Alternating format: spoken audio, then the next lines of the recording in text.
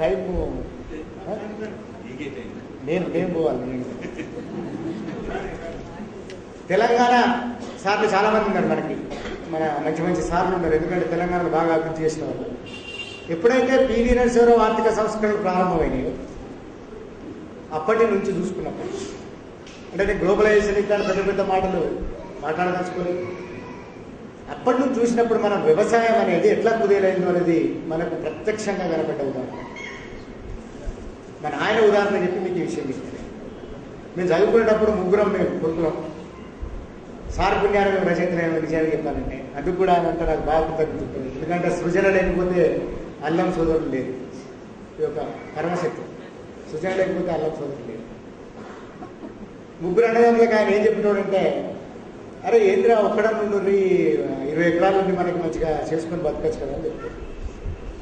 మేమేమో చదువు మొదలు పడి చదువు దాని మోహంలో పడి మేము ఎవ్వరం వెళ్ళాము. ఇవాళ మా నాయన ఏం చెప్తారంటే, అప్పుడే వ్యవసాయం కోసం ఒకరు ఉండమని చెప్పిన ఆయన ఏముండదు రా ఇంట్లో వద్దురా ఎవరు ఉండొద్దు. ఇది పివి నరసింహారావు సారు పెట్టిన సంస్కరణల తర్వాత వచ్చిన పరిణామం.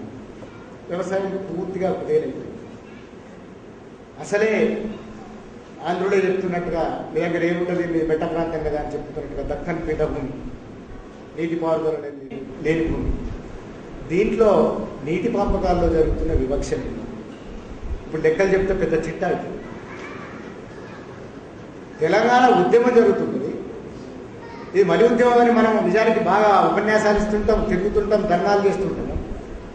ఈ స్థితిలో ఇప్పటికీ ఎందుకు అన్యాయాలు జరుగుతుంది? చాలా విచిత్రంగా ఒక విషయం నన్ను ఎంత ఇబ్బంది పెడుతుందంటే, నన్నంటే తెలంగాణ వాళ్ళు నేను, నన్ను అంటే నేను అంటే అందరం. Penna basin, Krishna basin, Godavari basin. ఈ గోదావరి బేసిన్లో అరే అప్పట్లో ప్రాజెక్టులు లేవు, నీటిపారుదల లేదు, తీసుకుపోయి అక్కడ ఆయన కాటన్ అక్కడ కట్టిండు ధవళేశ్వరంలో, ఇక్కడ మధ్యలో ఏం కట్టకపోతే ఒక్క శ్రీరామ్ సాగర్ గతి మాకు అని అడిగితే ఉల్టా పోలవరం ప్లాన్ చేసింది. పోలవరం ప్లాన్ ఏంటి అందరికీ తెలుసు మీకు. పోలవరం నుంచి నీళ్లు ఎక్కడ చేస్తారు? కృష్ణా బేసిన్లోకి చేస్తారు. ఒక పోలవరమే అనుకుంటే మొన్న మళ్ళీ ఇక్కడ దుమ్ముగూడెం దగ్గర ఇంకొక ప్లాన్ చేశారు. బ్యాక్ వాటర్స్ అని అంటాం కదా, అక్కడి నుంచి తెచ్చి మళ్ళీ కృష్ణా బేసిన్. ఉన్నది ఒక్కటే దారి, అధరం. అందుకోసం ప్రాణహితాన్ని కూడా మాట్లాడుతుంది. ఏ అధరం? గోదావరి. ఎందుకంటే కృష్ణ ఇస్తలేదు. ఎడమ కాలం అంటే ఎడమ చేసి ఇచ్చింది, సొరంగం దవ్వలే. నిజానికి అది చాలా పెద్ద చరిత్ర, అంత చరిత్రలోకి పోయింది. సరే దాన్ని కృష్ణా బేసిన్లో వేసినారు. ఇప్పటికే 2-3 పంటలు పండి బక్క బలిసి తెలంగాణను ఆగం పట్టించి ఇట్లా చేస్తున్నారు వీళ్ళు వలస వాళ్ళని మనం బాధపడితే, వాళ్ళని మరింత నీళ్ళల్లో ఉంచడానికి ఈ కుట్రంతులు చేసేది ఎట్లా జరిగింది? తెలంగాణ ఉద్యమం జరుగుతుంది మరోవైపు. ఇది ఏం కథ? సరే అది అనుకున్నాం. ఇది అంటున్నాక కొద్దిగా ఎడమ కాలువ నీళ్ళు లేవు బాబు, అక్కడ ఫ్లోరైడ్ ఉంది, కాళ్ళు వంకర పోతున్నాయి, కన్ను వంకర పోతున్నాయి, ఏంది మా బతుకులని మనం అడుగుతుంటే ఆయన పైన అసలు వచ్చే మొత్తం నీళ్ళనే గండి కొట్టింది పోతిరెడ్డి పడ్డ. చరిత్రలో ఎక్కడన్నా ఒక బేసిన్లో అవసరాలు తీరకుండా, ఒక నది ప్రాంతంలో పారుదల ప్రాంతంలో అవసరాలు తీరకుండా ఇంకొక బేసిన్లోకి నీళ్ళను మళ్లించడం అనేది ఉంటుందా? అది న్యాయమా? ఏ న్యాయం? రాజాత్మ మళ్ళిస్తున్నాడు, పోతిరెడ్డిపాడు కడుతున్నాడు, ఆగమేఘాల మీద కడుతున్నాడు. ఇవాళ రేపు కడప ప్రాజెక్టులన్నా రాయలసీమ ప్రాజెక్టులన్నా ఎట్లా జరుగుతుందో మీకు తెలుసు. వేల కోట్ల ప్రాజెక్టులన్నీ ఈ క్షణాలుగా జరిగిపోతే పోతిరెడ్డిపాడు కూడా అట్లాగే జరుగుతున్నది. మనం ఒక ఫైల్ మార్నింగ్ లేచి చూసారు పేపర్లలో, పోతిరెడ్డిపాడు నీళ్లు విడుదల అనేది వస్తుంది అంట. అంటే గోదావరి నీళ్లు తెచ్చేమో కృష్ణలో కలుపుతాడు, కృష్ణలో తీసుకుపోయాం పెన్నెల కలుపుతాడు, మనల్ని గంగలు కలుపుతాడు. ఇది కథ. ఈ కథ ఎందుకు జరుగుతుంది? నేను వేరే విషయాలు ఎందుకు ఆలోచించాలి? ఈ ప్రాంతానికి ఇంత అన్యాయం నా కళ్ళ ముందర కనబడుతుంటే వేరే విషయాలు ఎందుకు ఆలోచించాలి? నేను ఎందుకు ప్రాంతీయవాదిని కాకూడదో మీరు చెప్పాలి. నేను కమ్యూనిస్టులు ఎందుకు వ్యతిరేకించకూడదో చెప్పాలి. ఎందుకంటే ఈ అన్యాయం నువ్వు ఎందుకు ప్రశ్నిస్తావు? ఇది అన్యాయమా కదా చెప్పు.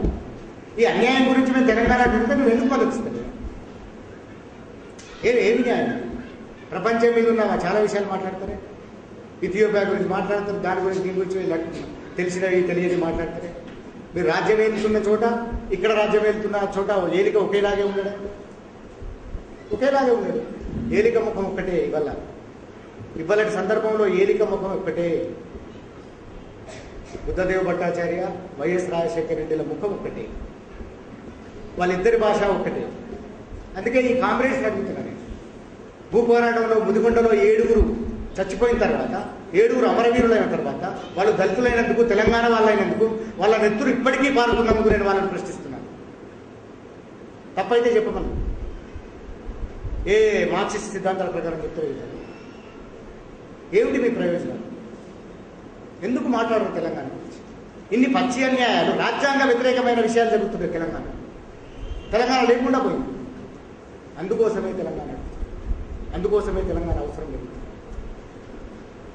వివి రాసిన చరిత్ర మొత్తం సారాంశం తీసుకున్నప్పుడు నిజానికి వివి పాటలు రాస్తాడు అనేది మాకు తెలుసు, కానీ అనేది ఒక గంభీరమైన భాష, ఈ కవిత్వం నుంచి వచ్చిన ధోరణి. కానీ దీంట్లో ఆయనకు నిజానికి అనకూడదు, ఆయన పుట్టుక వల్లను, బతికిన జీవితం వల్లను, లెక్చరర్ ఆయన కనుక ఇవన్నిటి వల్ల ఆయనకి ఈ బాణీలు, ప్రజల బాణీలు పూర్తిగా పరిచయం అయ్యే అవకాశం ఉంది.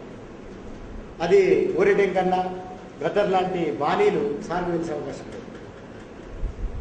కానీ ఈ పాటల నిండా ఆ బాణీలు అది నాకు బాగా సంతోషం అనిపించింది. అది ఎదుగుదల. అంటే మొదటి విప్లవ పాటలకి ఈ పాటలకి చాలా ఎదుగుదల. అసలు ఒకే సిగ్గువే సన్నమామ పాట కానీ అప్పుడు పాడతారు ఇంకా చాలా. పాట శిల్కాలార పందుమ్మ గుడ్డలు, మమ్మసరి మేడలు, రాని 3 అడుగులు, పోను 3 అడుగులు, ఇట్లా. అంటే ఎంత కవిత్వం ఉంటుందంటే బతుకమ్మ పాటలు. కానీ బతుకమ్మ పాటలు పూటంతా, పొద్దంతా ఒక జామంతా పాడుతుంది. ఈ జామంతా పాడుతుంటే కూడా ఎవరు వినుకుంటా, అంటే అట్లా ఏముండదు, చప్పట్లు కొడుతూ లయబద్ధంగా ఆడుతుంటారు, పాటలు పాడుతూ ఉంటారు.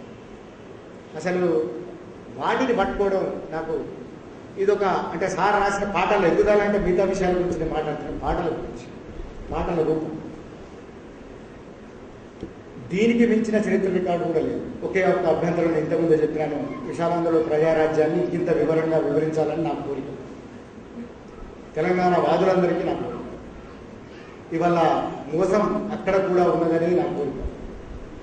అదొకటి తప్పితే మిగతా చరిత్ర అంతా ఒక బ్రహ్మాండమైన రికార్డు లాగా వచ్చింది బతుకమ్మ పాట. అంటే ఒక 7 జాములలో 7 దశలుగా వచ్చిన తెలంగాణ అనేది కళ్ళకు పెడుతుంది.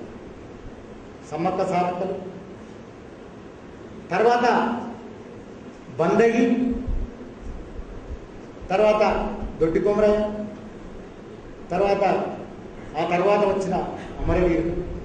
ఆయన పేర్కొన్న ప్రాంతాలే ఒక చరిత్రకు సంకేతము, ఈ క్రమానికి ఒక సంకేతం.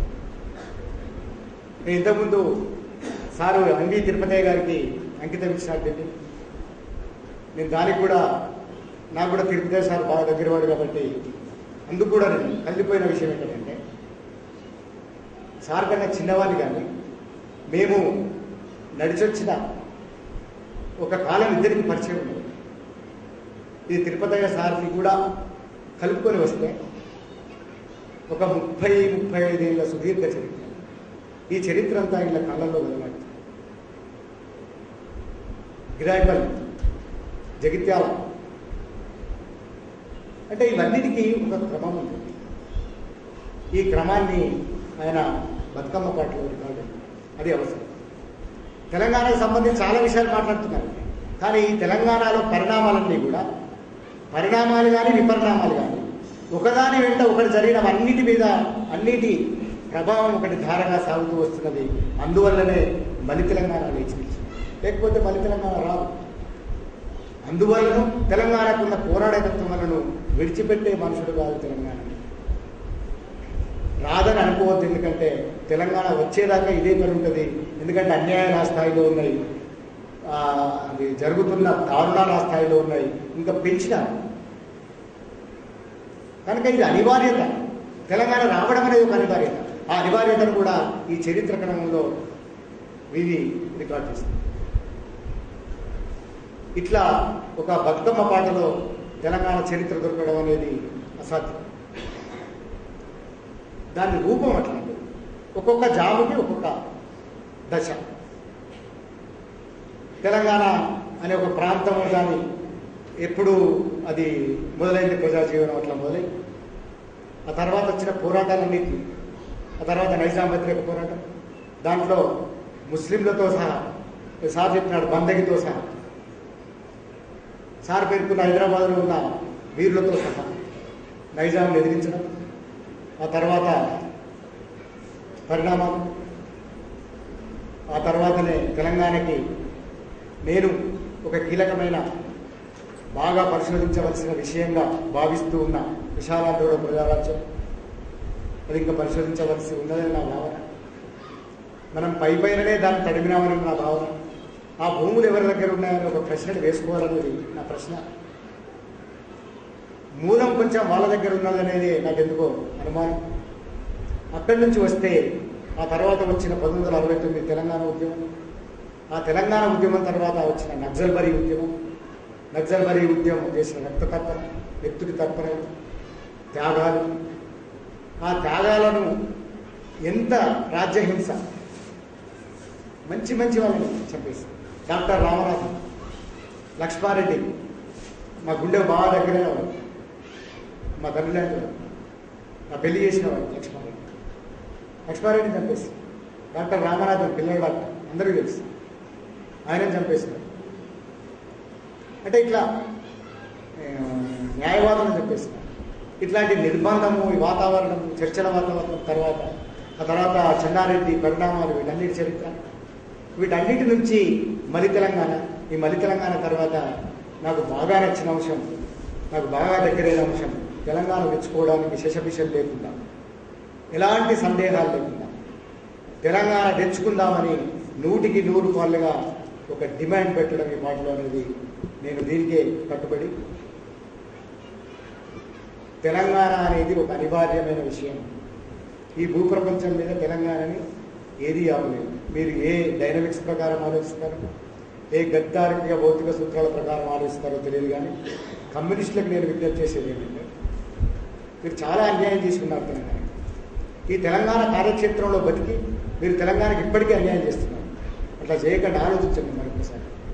తెలంగాణ జరుగుతున్న అన్యాయాలు ఏమిటి, మీరు చేస్తున్న పని ఏమిటి, దీన్ని మీరు ఎట్లా అంచనా కడుతున్నారు, దీన్ని వేరే రకంగా ఎందుకు అర్థం చేసుకుంటున్నారు? తెలంగాణ విడిపోతే భూమి బద్దలేమి కాదని మన గౌరవ రాసినట్టుగా భూమి బద్దలేమి కాదు. మీ జాగాలు మీరు ఉంటారు, మా జాగాలు మీరు.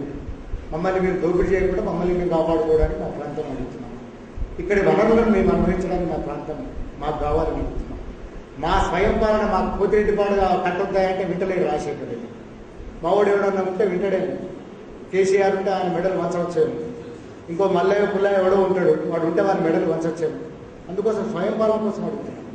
మా నిర్ణయాలు మేము తీసుకునే హక్కు కోసం అడుగుతున్నాం. ఇవన్నీ రాజ్యాంగం మాకు కల్పించిన హక్కు. ఒకటి స్వయం నిర్ణయాధికారాన్ని, ఒకటి స్వయం పాలనని, ఒక ప్రాంతం తన అస్తిత్వాన్ని నిలుపుకోవడానికి చేసే డిమాండ్, ప్రతి డిమాండ్ రాజ్యాంగ హక్కు, కాన్స్టిట్యూషనల్ రైట్. దాన్ని మేము అడుగుతున్నాం, దాన్ని సపోర్ట్ చేయండి. మేము వేరే ఏమి అడగడం, అందువల్ల తెలంగాణ అడుగుతున్నాం, దానికి మీరు మద్దతు ఇవ్వండి. కానీ ఈ ఇల్లుగాల పెట్టి పేదాలేరుకునే ధోరణులు మారి, రాజశేఖర రెడ్డి దిగిపోతే ప్రపంచం మారదు, కమ్యూనిస్టులు మీకు బాగా తెలుసు.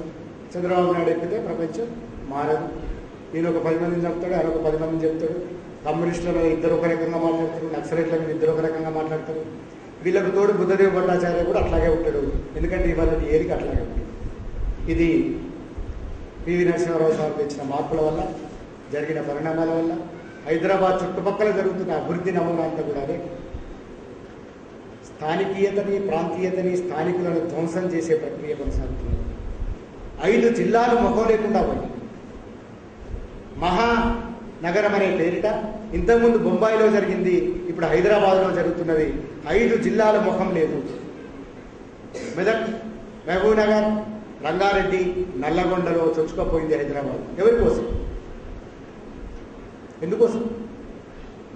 పేద ప్రజల కోసమా? అదే సమయంలో దానికి విరుద్ధమైన ఇంకొక అసలు జరుగుతున్నది. వీధుల్లో చింపిరి చుట్లతో చేతుల్లో పసిపాపలు వేసుకొని 60 గజాల కోసం రాఘవులు వెంట నడిచిపోతున్నారు జనం. హైదరాబాద్ మార్పు దేనికోసం జరుగుతుంది? పంజాగుట్టను 4 సార్లు పడగొట్టింది.